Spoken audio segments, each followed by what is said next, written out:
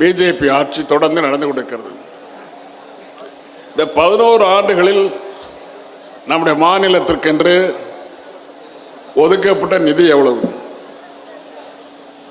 வேற வழியே இல்லாம நிர்வாக செலவுக்காக ஒதுக்குறாங்க, அது வேற விஷயம்.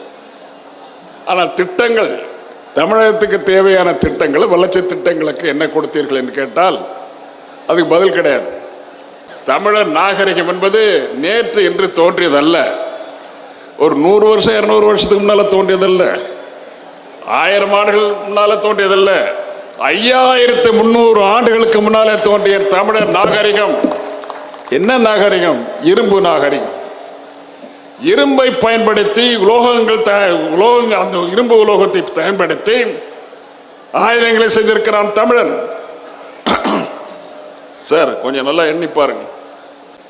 ஆயிரக்கணக்கான ஆண்டுகளுக்கு முன்னால தமிழன் நாகரிகமாக இருந்திருக்கிறானே, இரும்பு நாகரிகத்தையே கண்டுபிடித்திருக்கிறானே, இரும்பு உலோகத்தை தயார் செய்து அதை எப்படி பயன்படுத்தி என்று கண்டுபிடித்திருக்கிறானே என்று வைத்தெரிச்சல். அதன் காரணமாகத்தான் நம்மை புறக்கணிப்பதற்காக அவர்கள் அந்த அறிக்கை இதுவரை வெளியில்லை. நம்ம வெளியிட்டாச்சு.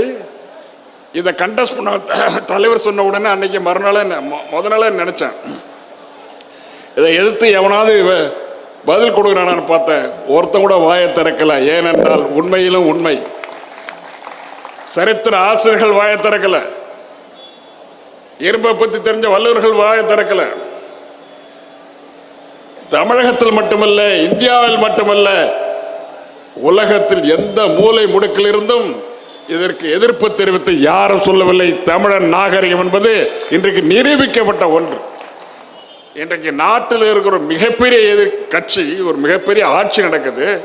அந்த ஆட்சியை எதிர்த்து கொஞ்சத்தில் விட்டீங்களே, உடலை நீங்க 40 எடுத்துட்டீங்க. உங்களை பற்றி நான் ஒன்றும் சொல்ல முடியாது.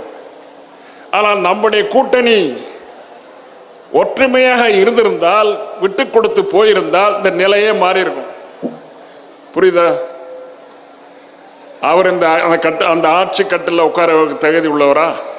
அந்த கட்சி உட்கார்றது தகுதி உள்ள? இன்னைக்கு என்ன கட்சி? அவங்க கட்சி மெஜாரிட்டி ஆட்சியா நடக்குது. மெஜாரிட்டி ஆட்சி இல்லை, பிஜேபி ஆட்சி. மைனாரிட்டி ஆட்சி நடத்துகின்ற பிஜேபி ஆட்சியை பார்த்து இன்றைக்கு நம்ம கோரிக்கை வைக்கிறோம். என்னையா தமிழுக்கு 60 கோடி கொடுக்குற, சமஸ்கிருதத்துக்கு 600 கோடி கொடுக்குறேன்னு கேட்கிறோம். கேட்கிற இடத்துல தான் இருக்கணும். கொடுக்குற இடத்துல நம்ம இருந்திருக்கணும். நம்ம ஏன் இல்லை? நம்மிடையே ஒற்றுமை இல்லை. நம்மிடையே தமிழ்நாட்டில் சொல்லலை, தமிழ்நாட்டில் இருக்க அந்த அத்தனை கட்சி 7-8 கட்சி ஒற்றுமையா தலைவர் தளபதி தலைமையில் அப்படியே 7 தடவை ஜெயிச்சிருக்குமா? 7 தடவை ஜெயிச்சிருக்குமா? 7-8 தடவை ஜெயிச்சிருக்கோம். ஒரு தடவை கூட நம்ம தோக்கலை. இந்த கூட்டணி வைத்துக்கொண்டு, அது காரணம் என்ன? கூட்டணியுடைய தலைவர் எப்படி வழி நடத்துகிறாரோ அதே போல கூட்டணி விட்டு கொடுத்து போறது. இதே போல இந்தியா முழுவதும் ஒவ்வொரு மாநிலத்தில், யூபியில், பீகாரில், மற்ற மாநிலங்களை விட்டு கொடுத்து போயிருந்தால் நம்முடைய நிலையே வேற. இன்னைக்கு திராவிட முன்னேற்ற கழகத்தின் மந்திரி அங்கே வீட்டு இருப்பார். தலைவர் தளபதி அவருடைய கையிலே இந்த ஆட்சி கட்டினுடைய சாவி இருந்திருக்கும். தளபதி என்ன சொல்றாரோ அது அப்படியே நடக்கும். அந்த மாதிரி ஒரு ஆட்சி நாம் கை நழுவ விட்டோம். அது போச்சு.